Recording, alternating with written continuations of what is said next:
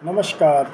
आइए आज जानते हैं कि हरतालिका व्रत का क्या विधि है, क्या विधान है, किस प्रकार इस व्रत को करना चाहिए। यह वीडियो आप लास्ट तक देखें। इसमें बहुत प्रकार की विधियां हैं जो आपको जानना चाहिए। इस व्रत को करने के पहले यह व्रत भविष्य पुराण में वर्णित है। इस व्रत को स्त्रियों को भाद्रपद शुक्ल पक्ष की तृतीया को करनी चाहिए। जिस दिन मुहूर्त भर तृतीया हो उस दिन इस व्रत का विधान है। इसे गौरी व्रत भी कहा जाता है। कुछ विद्वान इसे तृतीया और चतुर्थी जब दोनों तिथियां युक्त हो उस दिन इस व्रत को करने का विधान बताते हैं। इस व्रत को उत्तम बताते हैं कि उसी तिथि में करना चाहिए। इस व्रत को सधवा और विधवा दोनों ही स्त्रियां कर सकती हैं। सधवा स्त्री अपने अखंड सुहाग के लिए और विधवा स्त्री शिवलोक की प्राप्ति के लिए इस व्रत को करती हैं। देश में अनेकों स्थान पे जिस तरह अलग अलग क्षेत्र होते हैं उस तरह अलग अलग जगहों में इसको अलग अलग नाम से जाना जाता है। अपने यहाँ की परंपरा के अनुसार यह अपने ढंग से लोग जानते हैं या करते हैं। लेकिन विशेष बात यह है कि यह उमा महेश्वर शिव पार्वती का ही व्रत होता है और कहीं कहीं तो माता पार्वती की विशेष पूजा अर्चन की जाती है। महादेव जी ने स्वयं इस व्रत हरतालिका के विषय में पार्वती जी को बताया है कि तुम्हारी सखियों ने तुम्हें तुम्हारे पिता के घर से हर करके वन में ले गई, अतः तुम आली सखी द्वारा हरी गई। इससे इसका नाम हरितालिका हुआ। और जिस दिन तुमने यह व्रत पूजन किया था उस दिन हस्त नक्षत्र युक्त तीज का सोमवार का दिन था। अतः सोमवार और हस्त युक्त तीज को अनुष्ठान होने पर यह व्रतराज उत्तम फल की प्राप्ति कराता है।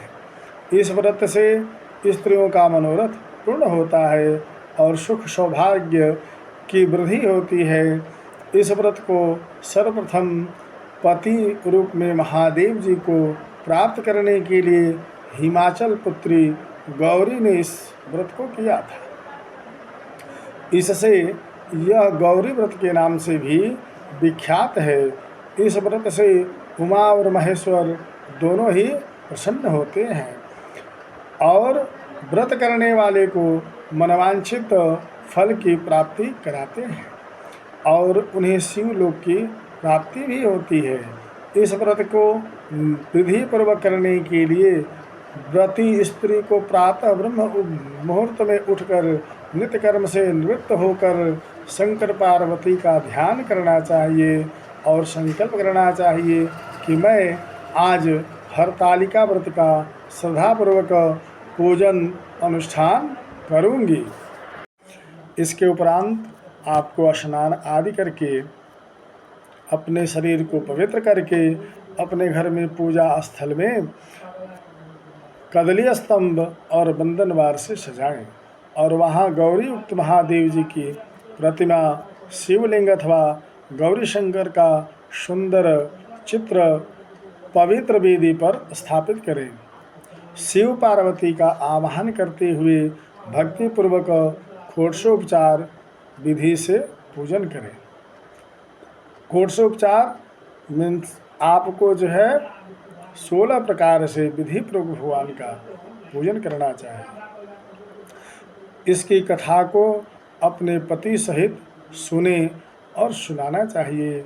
अंत में फल फूल नैवेद्य से भगवान की पूजा करनी चाहिए।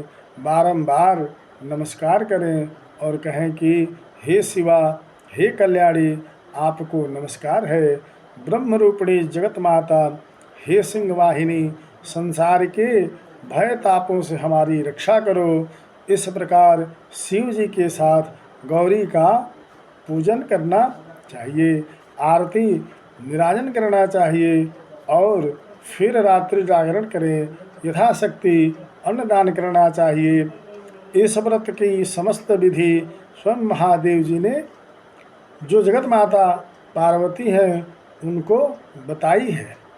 इस प्रकार भगवान ने हरितालिका व्रत के विधि के बारे में बताया है।